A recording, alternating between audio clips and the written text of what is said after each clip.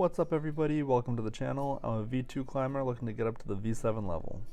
This week has been crazy eventful, so let's get into it.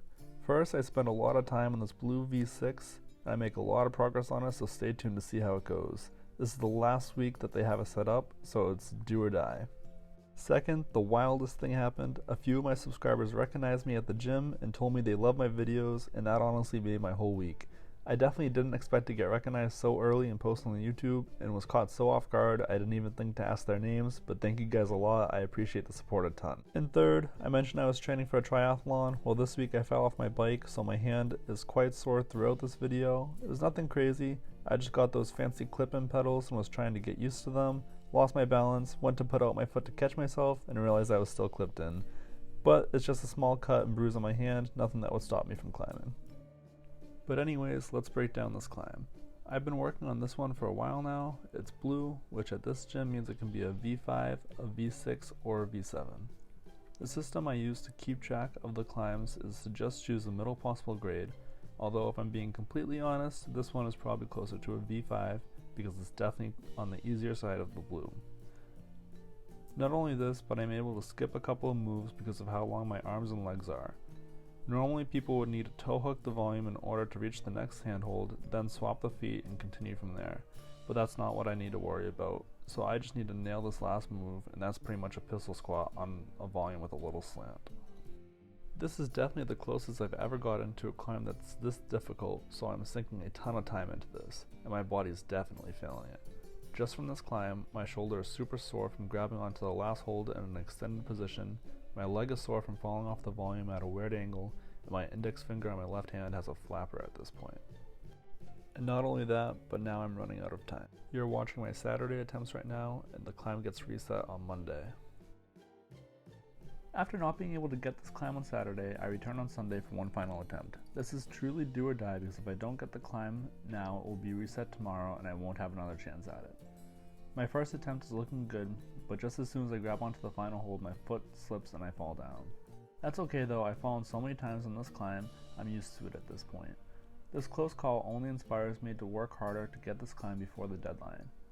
Anmal is also with me today and he gives the climb a couple tries as well, but he needs to be a bit more creative than me.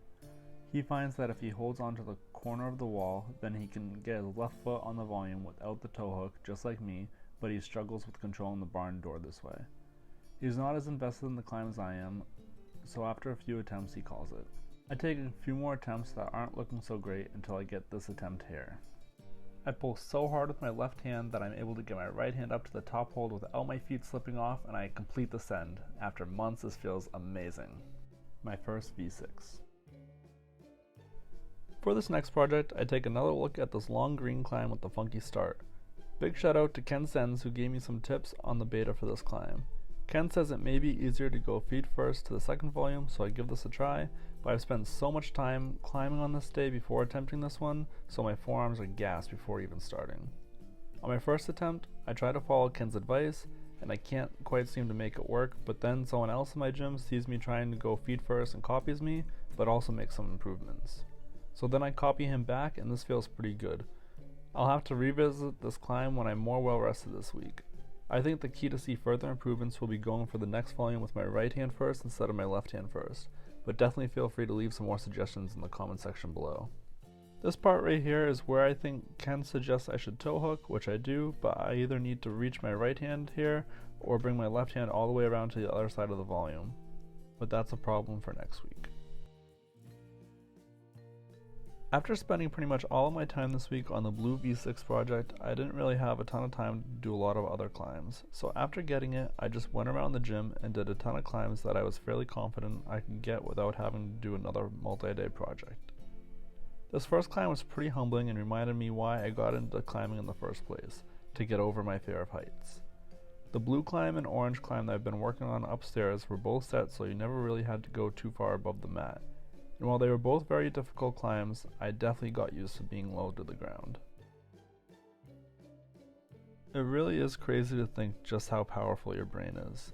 After climbing for a long time, I feel like my fear of heights recedes greatly, but even just focusing on some shorter climbs for a few weeks, going back to the taller climbs hurts my brain. It feels like I'm going back to square one, but luckily it doesn't stick around as long as it did the first time. After trying this climb twice and freezing at the same spot, a spot where I knew I could reach the next hold but I just didn't like how high up I was, I decided to give this other red climb a try.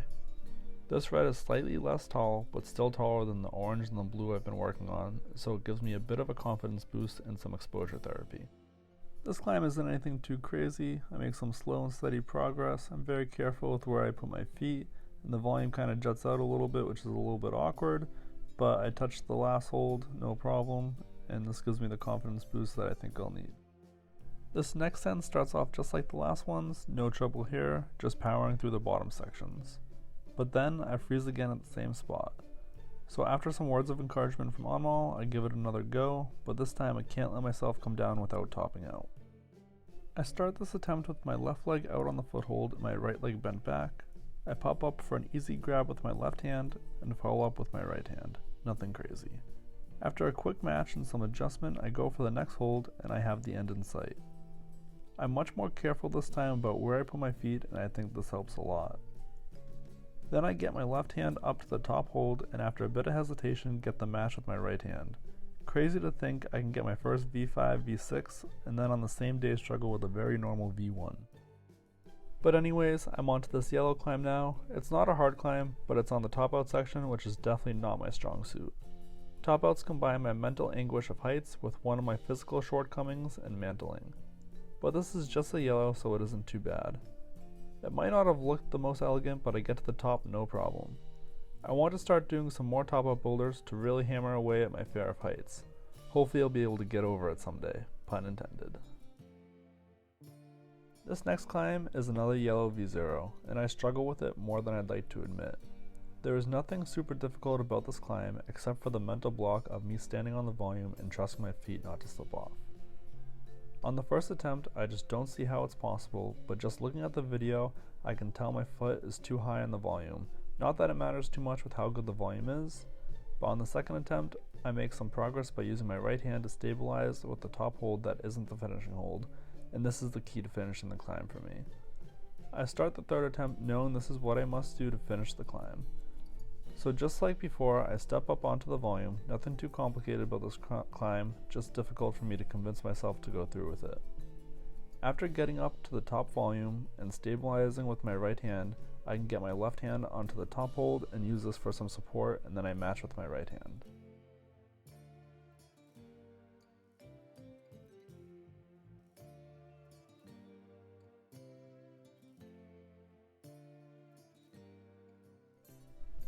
Alright, this climb is another easy top out boulder, but it has some controversy attached to it, so we'll need to hear your opinion in the comments. The start of this climb is normal, the handholds are good, and so is the foot placement, so there's no heavy lifting, as you'd expect with the V0, which is why it's a great choice for me to get used to some heights, especially on the tall half of the top out section. The controversy comes right around the corner of the top out. I get my hands on these nice jugs, slide my knee on top of the top out, and then I say the I-beams are fair game, part of the volume, but Anmal says, "Hey, you can't use the pole. You can't use the pole. You can't use the pole." But anyways, this is the last climb of the day, so if you made it this far, I'd really appreciate it if you would consider subscribing. The last climb is pretty easy as well, but I just can't seem to get the hang of it for some reason. I'm pretty sure it's just a mental block because the footing isn't the best and the top is relatively high up, but I'll definitely have to spend some more time on this one in the future just to expose myself to what I'm uncomfortable with.